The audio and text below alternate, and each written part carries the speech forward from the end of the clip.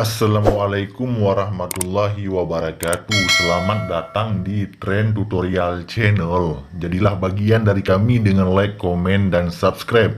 Tutorial kita pada kali ini tentang bagaimana cara mendownload GIF di Google ya. Caranya cukup mudah, silahkan kita buka Google.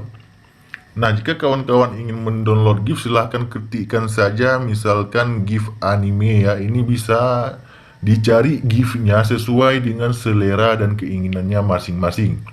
Nah, kemudian di sini ada tulisan ya, semua gambar, video, berita.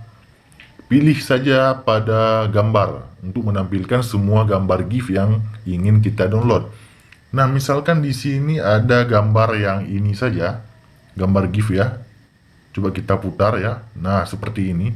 Jika kita ingin mendownload gambar ini, caranya cukup mudah ya. Silahkan tekan dan tahan pada gambar tersebut. Ya, tekan dan tahan. Kemudian akan muncul beberapa pilihan. Selanjutnya, kawan-kawan tinggal pilih saja download gambar. Nah, klik lagi download.